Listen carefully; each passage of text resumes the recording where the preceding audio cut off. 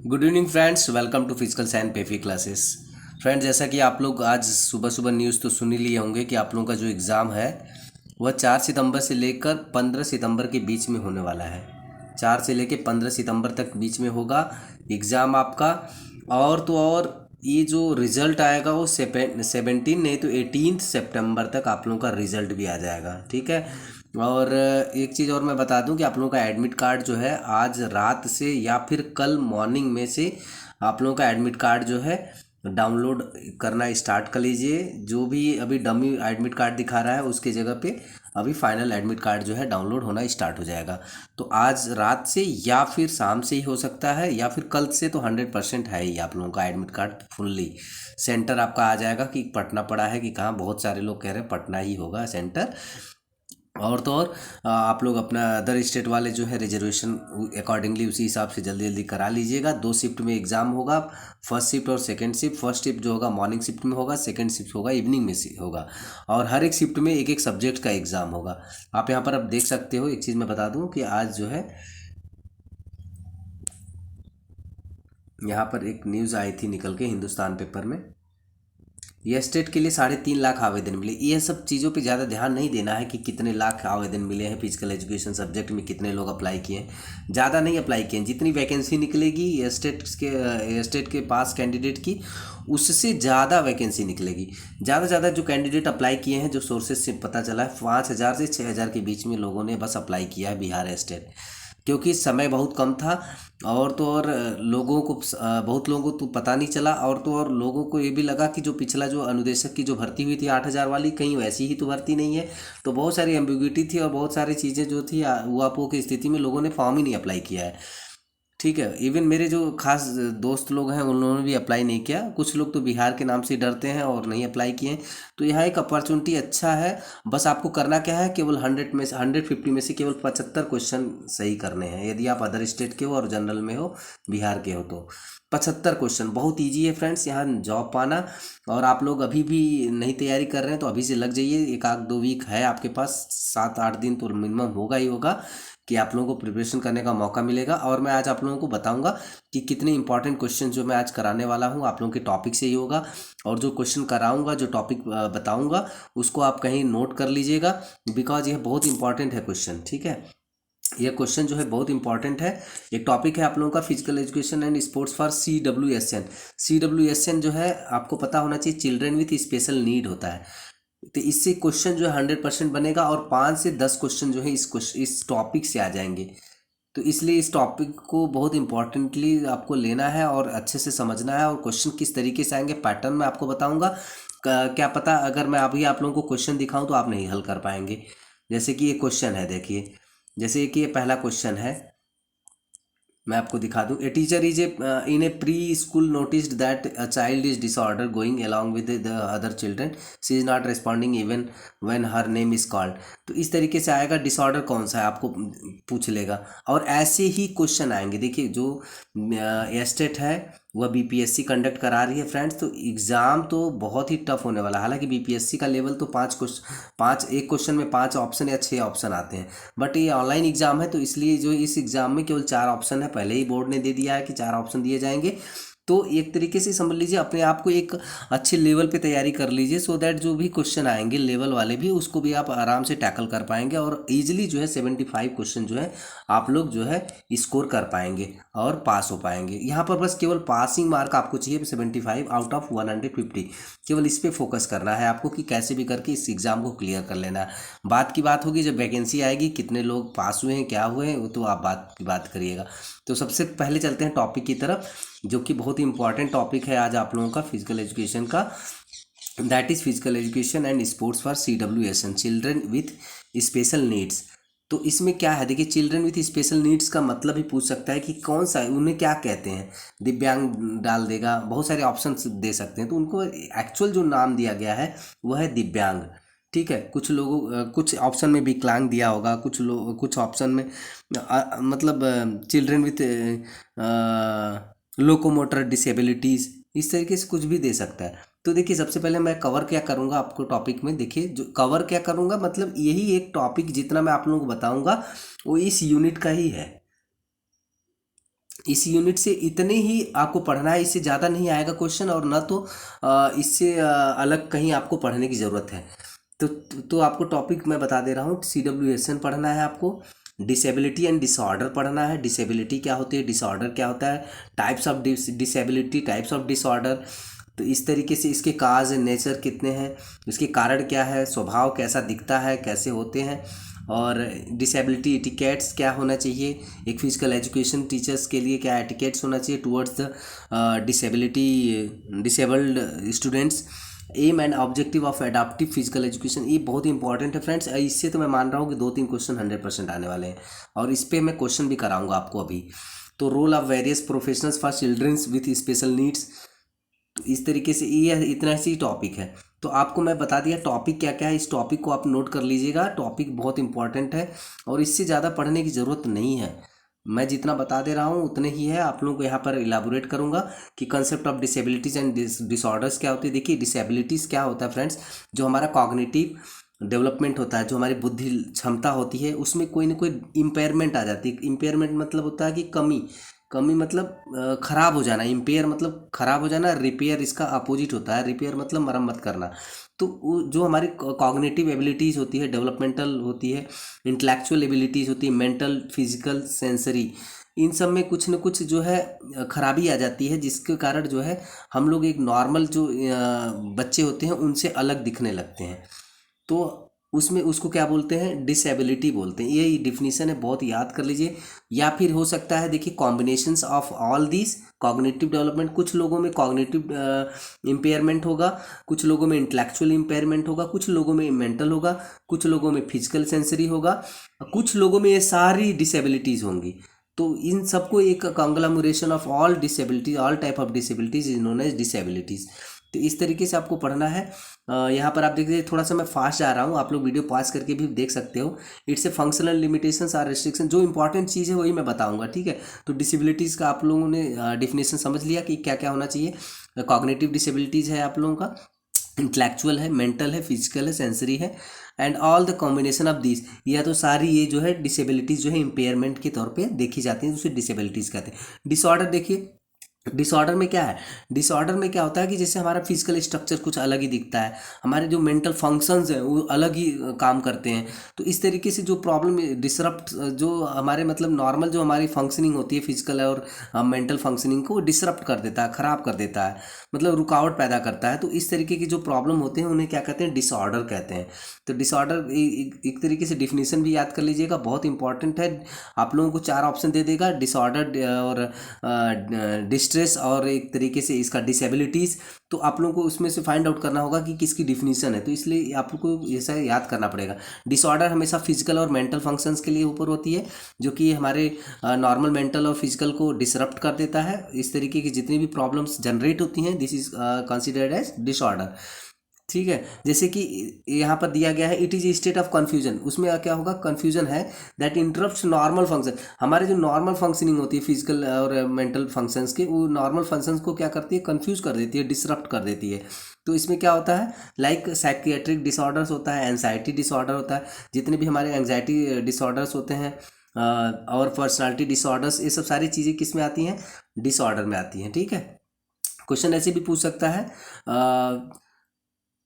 Anxiety disruptions of anxiety is considered in which form of disabilities. तो disorder आ सकता है, option ऐसे भी आ सकता है, तो आपको इस तरीके से पढ़ना पड़ेगा। तो टाइप्स ऑफ डिसऑर्डर देखिए, बहुत इंपॉर्टेंट है फ्रेंड्स। टाइप ऑफ डिसऑर्डर में एक क्वेश्चन आपको जरूर पूछेगा, हो सकता है कि एक्सपेंशन पूछ ले, इनका नाम का फुल फॉर्म पूछ ले, या फिर आपको पूछेगा कि इसमें किस डिसऑर्डर में इस तरीके से प्रॉब्लम होती है, किस डिसऑर्डर को जेनेटिक डिसऑर्डर कहते हैं, किस डिसऑर्डर में सेंसरी जो नर्व सिस्टम है हमारा उस डिसरप्ट हो जाता है। तो इस तरीके से क्वेश्चन जो है, एक क्वेश्चन 100% इससे आने वाला है, और इस पर मैं क्वेश्चन बनाया भी हूँ, आपको बताऊँगा भी किस तरीके का क्वेश्चन जो है आ सकता है। तो इससे पहले मैं आप लोग से एक रिक्वेस्ट कर रहा हूँ कि प्लीज़ मेरे चैनल को यदि पहली बार देख रहे हो तो प्लीज़ लाइक एंड सब्सक्राइब करना ना भूलिएगा, और बेल आइकन जरूर प्रेस कर दीजिए साथ ही साथ। देखिए दूसरा है, बहुत इंपॉर्टेंट है, बहुत सारे लोग जो है पढ़ रहे होंगे उनको पता भी नहीं होगा स्पाइना बाइफिडा क्या होता है। तो यह एक तरीके से क्या है, फिनल बाइसेप्स भी बोलते हैं इसे, फिनल बाइसेप्स भी बोलते हैं। इसमें क्या होता है, एबनॉर्मेलिटी होती है, बाय बर्थ होती है, और ये जो डिफॉर्मिटी होती है कहाँ पे होती है, बैकबोन में आती है। ठीक है, तो इसको क्या बोलते हैं, स्पाइना बाइफिडा। ये बहुत इंपॉर्टेंट क्वेश्चन है और 100% आएगा ही आएगा। इसको आप एकदम 100% मान के चलिए कि मोस्ट इंपॉर्टेंट लगा लीजिए कि स्पाइना बाइफिडा क्या होता है। ठीक है, हिंदी मीडियम वालों के लिए मैं सॉरी कहूँगा फ्रेंड्स, बिकॉज मुझे हिंदी में थोड़ा टाइपिंग में थोड़ी दिक्कत हो रही थी, इसलिए मैं हिंदी में नहीं बना सका। लेकिन मैंने कोशिश ये किया कि मैं हिंदी में थोड़ा सा एलाबोरेट कर दूंगा, सो दैट आप लोगों के लिए हेल्पफुल हो जाएगा। यदि लग रहा है आपको हेल्पफुल है, मेरे एफर्ट्स को लग रहा है कि मैंने कुछ एफर्ट दिया है आप लोगों को, तो प्लीज़ मेरे चैनल को लाइक एंड सब्सक्राइब जरूर कर दीजिएगा। तो डाउन सिंड्रोम्स क्या होते हैं फ्रेंड्स, ये भी बहुत इंपॉर्टेंट है।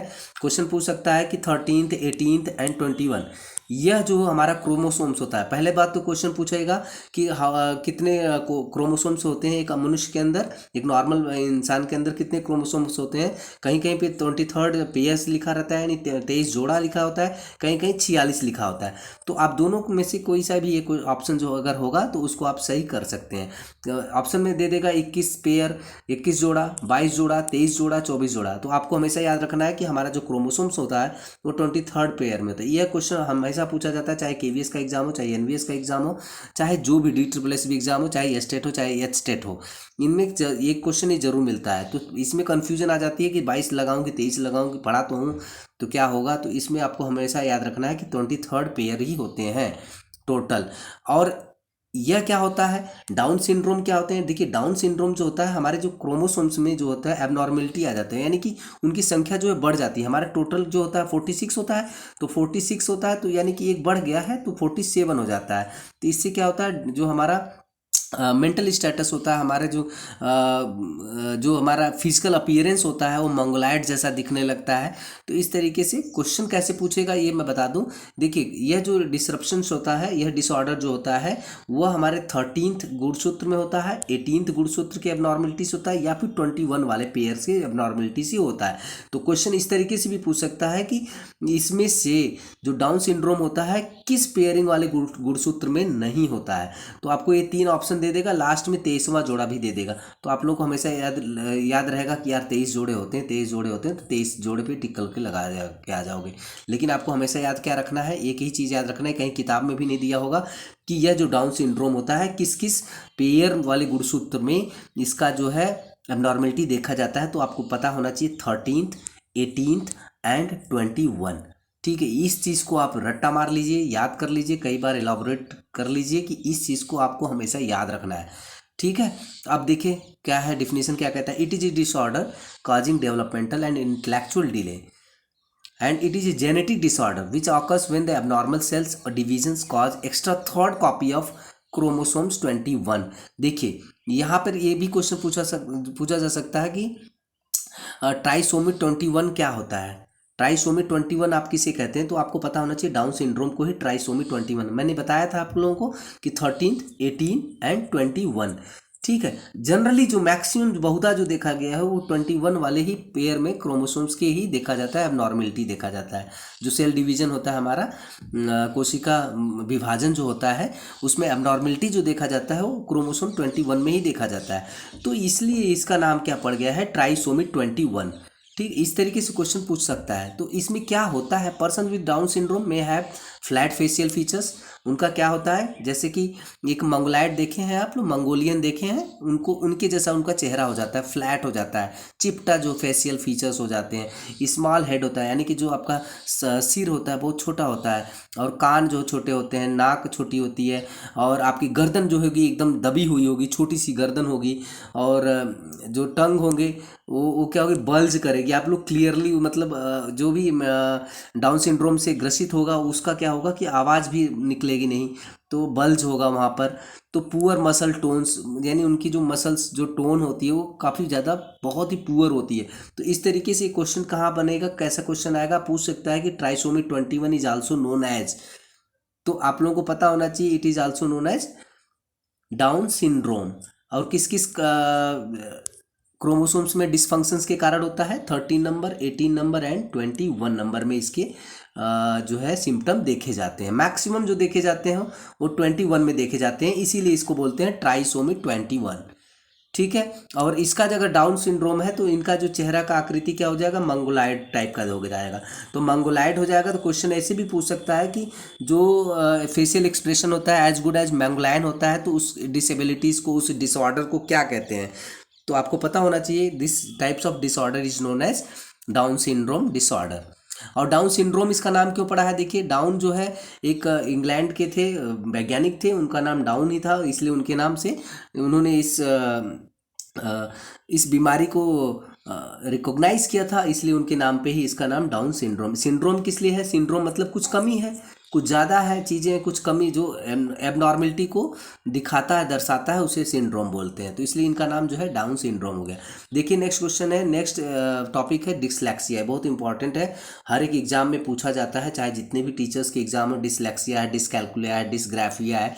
तो इस तरीके से अगर क्वेश्चन डिसलेक्सिया के ऊपर आता है, डिसलेक्सिया में क्या होता है, यदि डिसलेक्सिया वाला डिसऑर्डर है तो उसमें क्या करता है, जो बच्चे होते हैं उनकी राइटिंग, रीडिंग और स्पीकिंग में जो होती है डिफ़िकल्टी होती है, उन ढंग से लिख नहीं पाते हैं, पढ़ नहीं पाते हैं, न तो बोल पाते हैं।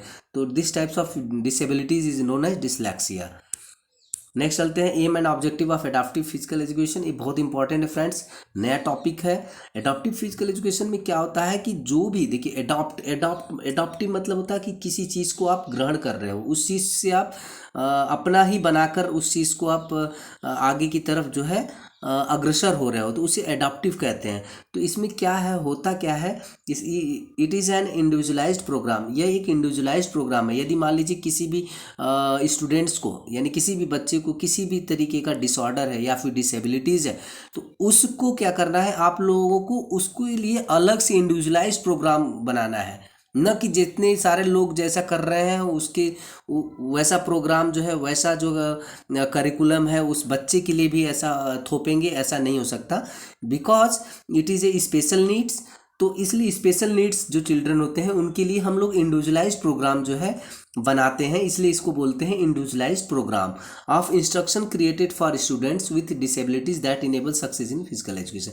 तो उनके लिए हम क्या करते हैं, जो भी डिसेबल्ड स्टूडेंट्स होते हैं, special children with special needs जो होते हैं, उनके लिए हम इंडिविजुअलाइज्ड प्रोग्राम क्रिएट करते हैं उसके लिए, ताकि जो है हमारा जो है फिजिकल एजुकेशन का जो एम है उसको हम पूरा कर पाएँ, और उस बच्चे की जो नीड्स हैं उसको हम पूरा करके जो एक इंक्लूसिव प्रोग्राम है, यानी कि सबका साथ सबका विकास वाला जो कॉन्सेप्ट है उसको हम लेके आगे बढ़े, this is known as adaptive physical education. ठीक है, होपफुली मैं आप लोगों को समझा पाया हूँगा। Adaptive physical education provides a safe, personally satisfying and successful experiences for students of varying abilities, यानी कि उनकी एबिलिटीज़ जो है वेरी कर रही है दूसरे स्टूडेंट से, उनको क्या करना है, पर्सनली लेकर चलना है, सेफ इन्वायरमेंट क्रिएट करना है और उनके सेटिस्फैक्शन लेवल को बढ़ाना है। तो इस तरीके का जो सक्सेसफुल एक्सपीरियंस जो प्रोग्राम होगा, this is known as adaptive physical education. ठीक है, it is diversified programmes and include developmental and remedial activities. देखिए फ्रेंड्स, टाइम तो काफ़ी हो रहा है, 18 मिनट हो गया है, अभी और भी क्वेश्चन है, तो यहाँ पर अब जल्दी जल्दी चलते हैं। एडाप्टिव फिजिकल एजुकेशन क्या है मैंने आपको बता दिया है। यह एक तरीके से प्रोग्राम होता है to achieve physical, mental, emotional and social growth को लेकर चलना होता है। ऑब्जेक्टिव क्या होते हैं, टू डेवलप स्टूडेंट्स, इसका ऑब्जेक्टिव क्या होता है देख लीजिए, बहुत इंपॉर्टेंट है। जो मोटर स्किल्स होती हैं, जैसे कि फ्लैक्सिबिलिटीज़ हो गया है और स्पीड हो गया है, एजिलिटी हो गई, इन सब मोटर स्किल्स को क्या करना, डेवलप करना है स्टूडेंट्स के अंदर। तो डेवलप सेल्फ स्टीम मतलब खुद का जो आत्मविश्वास होता है, खुद के जो तौर तरीके होते हैं, उनको क्या करना, बढ़ाना है, डेवलप करना है। प्रमोट स्पोर्ट्समैनशिप, यानी कि जो स्पोर्ट्समैनशिप एबिलिटीज़ होती है उनको प्रमोट करना होता है। टू डेवलप सोशल क्वालिटीज़, यानी कि जो सोशल कोहेशन, सोशल एडजस्टेबिलिटीज़, ये सब सारी चीज़ों को डेवलप करना है। ठीक है, तो आप लोग देख लीजिएगा, ये बहुत इंपॉर्टेंट है, और यदि आता है तो इस तरीके का प्रोग्राम क्या कहलाता है, एडॉप्टिव कहलाता है, एडॉप्टिव प्रोग्राम कहलाता है। अब क्वेश्चन के ऊपर चलते हैं, बहुत इंपॉर्टेंट क्वेश्चन है, यहाँ पर आप देख सकते हैं, जो पढ़ाया हूँ उसी पे क्वेश्चन है। ट्राई करिएगा, अपने से पहले दीजिएगा आंसर, वीडियो पॉज करके देखिए कि आप लोगों का कितना क्वेश्चन सही हो रहा है, और कमेंट बॉक्स में जरूर बताइएगा कि आप लोगों के कितने क्वेश्चन सही हो रहे हैं और आपकी प्रिपरेशन कैसी चल रही है और किस टॉपिक पे आप लोगों को लेकर आना है, सो दैट आप लोग अच्छे मार्क्स स्कोर कर पाएँ और 75 से ऊपर नंबर स्कोर कर पाए। ठीक है, तो पहला क्वेश्चन है, people having disorder to do repetitive behaviors, perform routine tasks repeatedly or have certain thoughts routinely, for example excessive hand washing, counting of things repeatedly, checking if door is locked many times। तो देखिए कुछ ऐसे बच्चे होते हैं या कुछ ऐसे आदमी होते हैं जिनके अंदर अगर डिसऑर्डर होती है तो कोई भी काम जो है बार बार रिपीटेटिव मैनर में करते हैं, बार बार उनका वही सेम रिपीटेटिव रिटरेटिंग बिहेवियर होता है to perform the same task again and again. तो इस तरीके के जो, जैसे कि एग्जाम्पल क्या है, कुछ लोग होते हैं हमेशा हाथ धोते रहते हैं, कहीं टच कर लेंगे हाथ धोते रहेंगे, तो और काउंटिंग हमेशा बार बार करते रहेंगे, कोई भी चीज़ अगर पकड़ लेंगे तो उनकी काउंटिंग बार बार करेंगे, या फिर अपने डोर को बार बार चेक करेंगे कि बंद है कि नहीं, खुला है कि नहीं, इस तरीके से चेक करेंगे, नल का टैप देखेंगे कि खुला है कि नहीं, बंद है कि नहीं। तो इस तरीके का जो डिसऑर्डर होता है उस डिसऑर्डर का पूछा है कि नाम क्या है। तो ये क्वेश्चन बहुत ही इंपॉर्टेंट है, कई बार एग्जाम में पूछा भी जा चुका है। और देखिए जो क्वेश्चन जो पूछे जाएंगे, अगर दिया है बीपीएससी अगर एग्जाम कंडक्ट कर रहा है फ्रेंड्स, तो ऐसे ही वैल्यू एडेड क्वेश्चन ही पूछे जाएंगे। आपको नॉर्मल ये नहीं पूछा जाएगा कि पैरा ओलंपिक जो है कहाँ कंडक्ट हुआ था, फर्स्ट टाइम कहाँ कंडक्ट हुआ। माना कि आ सकता है, प्रॉबिलिटी है, बट जो लेवल होगा यहाँ पर फ्रेंड्स, वो एग्ज़ाम का लेवल बहुत ही हाई होने वाला है। ठीक है, तो हमें क्या है कि एक तरीके से हाई का एक्सपेक्टेशन लेके ही चलना है आगे, हमें लो का नहीं एक्सपेक्ट लेके चलना है कि नहीं यार लो टाइप का एग्ज़ाम होगा और हम अच्छे से क्लियर कर जाएंगे। अगर हाई के लिए आप प्रिपेयर रहेंगे तो मीडियम और लो आराम से हो जाता है। तो ठीक है, तो आप लोग क्वेश्चन का आंसर दीजिए कि किस तरीके का यह जो है डिसऑर्डर है, एडीएचडी है या फिर ओडीडी है या फिर ओसीडी है या फिर डाउन सिंड्रोम है। ठीक है, तो यह क्या होगा, कोई बता सकता है तो कमेंट बॉक्स में जरूर बताइए। ठीक है, नेक्स्ट क्वेश्चन है, a teacher in pre school noticed that a child is disorder going along with other children, she is not responding even when her name is called. यदि उसे बुलाया जाता है तो वह अपने नाम को उसके नाम को बुलाया जाता है तब भी वह रिस्पॉन्ड नहीं करती है। तो इस तरीके का जो डिसऑर्डर है, क्या डिसऑर्डर हो सकता है। Then the teacher asked the child to stand next to her and repeat the rhyme along with her. देखिए, तो उस लड़के को यानी उस लड़की को क्या करती है टीचर कि उठाती है और बोलती है कि इनके साथ ही आप राइम जो है, राइम मतलब जो गीत होता है, गाना होता है, कविता होता है, उसको आप गाइए। ठीक है, while she prompted her with effort to the child was able to sing like other children of her age. जिस तरीके से लोग गा रहे थे वैसे ही वो भी गाने लगी। तो इस तरीके से what do you think the child is suffering from. तो यदि ऐसा है, यदि वह नहीं कर पा रही है, रिस्पॉन्ड नहीं कर पा रही है, तो इस तरीके का जो डिसऑर्डर होगा उस चिल्ड्रन में, वो किस तरीके से सफ़र कर रही है। तो इस तरीके का ऑप्शन जो आ जाएगा, ओसीडी आएगा, एसपीडी आएगा, एडीएचडी आएगा, ओडब्ल्यूडी आएगा। तो देखिए फ्रेंड्स, यह जो डिसऑर्डर है एक तरीके से सेंसरी वाला है डिसऑर्डर। ठीक है, तो एसपीडी ही डिसऑर्डर है, सेंसरी वाला। तो इसका जो ऑप्शन होगा ऑप्शन नंबर 2 होगा। नेक्स्ट क्वेश्चन है, it refers to creating devices, tools और equipments that help children with special needs to participate in learning activities like bigger balls, balls with bells, balls attach to string to bring it back to the students. देखिए question क्या कह रहा है कि कुछ devices, tools, equipments की help से जो चिल्ड्रन स्पेशल नीड्स वाले होते हैं उनकी जो लर्निंग को एनहांस करने के लिए, उनकी पार्टिसिपेशन एक्टिविटीज़ को बढ़ाने के लिए हम लोग कुछ डिवाइसेस, कुछ टूल्स, कुछ इक्विपमेंट्स का यूज़ करते हैं। लाइक बिगर बॉल्स यानी बड़े बॉल्स का यूज़ करते हैं, या फिर घंटी के साथ बॉल का यूज़ करते हैं, या फिर ball attach to the string, कोई भी धागे में या फिर कोई रस्सी में बांध कर बॉल को अटैच करके उसको स्टूडेंट्स को जो लर्निंग एक्टिविटीज़ में पार्टिसिपेट कराते हैं। तो इस तरीके का जो इन्वायरमेंट क्रिएट होता है फिजिकल एजुकेशन में, वह क्या कहलाता है। तो आपका ऑप्शन है inclusive physical education, adoptive physical education, assistive physical education, sensitizational physical education. तो देखिए फ्रेंड्स, इसमें क्या है, देखिए क्वेश्चन अगर ऐसे आ रहा है तो आपको सीधे सीधे यही ध्यान में रखना है, यदि कोई डिवाइस का यूज हो रहा है, कोई टूल्स का यूज हो रहा है, तो इससे क्या हो रहा है कि जो स्टूडेंट्स है, जो चिल्ड्रेन है विथ स्पेशल नीड्स, उसकी क्या है एक तरीके से जो लर्निंग है वो असिस्ट हो जा रही है। तो यानी कि असिस्टेंस मिल रहा है ना। तो इस तरीके का जो भी प्रोग्राम होगा फिजिकल एजुकेशन में, that is known as assistive physical education. तो ऑप्शन यह आएगा, तो आपको 100% मारना ही मारना है। ठीक है, तो यह क्वेश्चन का आंसर असिस्टिव होगा। नेक्स्ट क्वेश्चन है, which type of physical education depending on students disability a separate adaptive class और modification within a game changing the rules of the games or sports to some extent can help the students in a bigger way। देखिए इसमें question क्या दिया है कि जो कौन सी एक ऐसी डिसेबिलिटी है, कोई ऐसी डिसेबिलिटी है जो कि एक सेपरेट एडाप्टिव क्लास और modification within a game changing the rules of the game और sports to some extent can help the students in a bigger way. Same question है, लेकिन यहाँ पर देखिए आप लोगों को एक हिंट भी दे दिया है कि एडाप्टिव क्लास मतलब हो गया कि एडाप्टिव फिजिकल एजुकेशन प्रोग्राम ही है, कि उसकी जो है कॉग्निटिव मेंटल एबिलिटीज़ को अपना समझ के अडॉप्ट करके उसको एक तरीके से जो रूल्स है, जो गेम का रूल है, उसको चेंज भी कर सके, कुछ उस चीज़ों को उस स्टूडेंट को एक बिगर वे में हेल्प करना, that is known as adaptive physical education.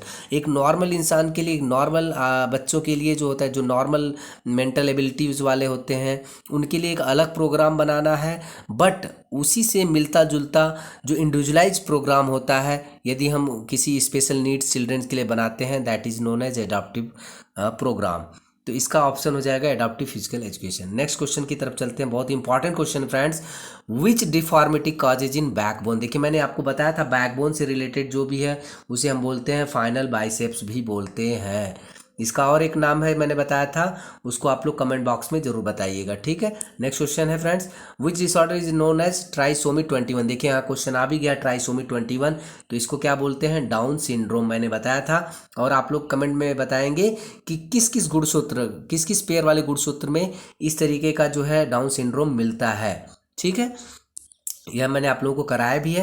Next question, individuals have difficulties in writing reading and speaking. देखिए मैंने ये भी कराया था आप लोगों को, इसको क्या बोलते हैं, डिसलेक्सिया बोलते हैं। डिसकैलकुलिया मतलब केवल कैलकुलेशन से डिसऑर्डर होता है, कैलकुलेशन संबंधित जितने भी रिलेटेड डिसऑर्डर होते हैं, दैट इज नोन है डिसकैलकुलिया। डिसग्राफिया मतलब होता है कि यानी कि केवल जो ग्राफ से रिलेटेड होते हैं, ठीक है, उनसे जो डिसऑर्डर क्रिएट होता है, that is known as dysgraphia. तो यह सर 7वां क्वेश्चन फ्रेंड्स। नेक्स्ट चलते हैं, ओडीडी का देखिए यहाँ पर फुल फॉर्म पूछा गया है। मैंने आपको 5 डिसऑर्डर बताया, उस डिसऑर्डर का नाम था आओ यस। इसका मैं शॉर्ट फॉर्म बना रहा हूँ, आओ yes. ADHD, OCD, ODD, ADD और एक है सेंसरी वाला, ठीक है। तो इसका एक शॉर्ट निमोनिक भी है, आपको याद कर लेना है, उसका फुल फॉर्म याद कर लेना है डिसऑर्डर का। और यहाँ पर आपको बताना है कि ODD का फुल फॉर्म। देखिए यहाँ पर आप कंफ्यूज कर जाओगे यदि आपको याद नहीं होगा फ्रेंड्स, एक बार पढ़ने से नहीं होगा। देखिए यहाँ पर कितने क्लोज आंसर्स दिए हुए हैं, obstruction deficit disorder, occupational defiant disorder, oppositional deficit disorder या फिर अपोजिशनल डेफिएंट डिसऑर्डर। तो इसका ऑप्शन देखिए कितना क्लोज दिया गया है, और ऐसे ही क्वेश्चन जो है आने वाले हैं, और आप लोग तैयार रहिए इन सब चीज़ों के लिए। तो इसका जो आंसर होगा अपोजिशनल डेफिएंट डिसऑर्डर है। तो यहाँ पर टाइप ऑफ डिसऑर्डर मैंने आप लोगों को कराया ही था, तो आप लोग फिर से एक बार रट लीजिएगा। यहाँ पर टाइप ऑफ डिसऑर्डर जो 5 मैंने कराया है आप लोगों को, इसको आपको पूरा क्वेश्चन जो है पूरा रट जाना है। ADHD क्या होता है, attention deficit hyper disorder, hyper activity disorder. SPD यानी कि सेंसरी प्रोसेसिंग डिसऑर्डर होता है। ऑटिज्म स्पेक्ट्रम डिसऑर्डर होता है, जिसमें कि सोशल कोहेशन, सोशल जो मोबिलिटी होती है चिल्ड्रन की वो नहीं होती है, वह ईजिली घुल मिल नहीं पाता है, उसे बोलते हैं ऑटिज्म से स्पेक्ट्रम डिसऑर्डर। ODD मतलब अपोजिशनल डेफिएंट डिसऑर्डर होता है। Then OCD obsessive compulsive disorder आता है। तो यह था फ्रेंड्स क्लास, और ये होपफुली आप लोगों को मैं समझाने में अगर सक्षम रहा हूँ तो मेरे चैनल को जरूर लाइक कीजिएगा, सब्सक्राइब कीजिएगा, अपने फ्रेंड्स के साथ जरूर शेयर कीजिएगा, ठीक है। So thanks for watching friends, have a nice day. और कोई भी अगर आपको टॉपिक अगर नहीं समझ में आता है तो आप कमेंट बॉक्स में कमेंट कीजिएगा, मैं अगला टॉपिक वही लेकर आऊँगा। बट जो इंपॉर्टेंट टॉपिक है मैं आप लोगों को कवर करूँगा। और एक चीज़ बता दूँ फ्रेंड्स, वो क्वेश्चन और फॉर्मेट जो होगा वैसे एज पर द सिलेबस होगा, और जो बिहार स्टेट में एग्ज़ाम में आने वाला हो उस तरीके का नाम फॉलो करके ही मैं क्वेश्चन बनाऊँगा। So thanks for watching friends, have a nice day and well prepare हो एग्ज़ाम।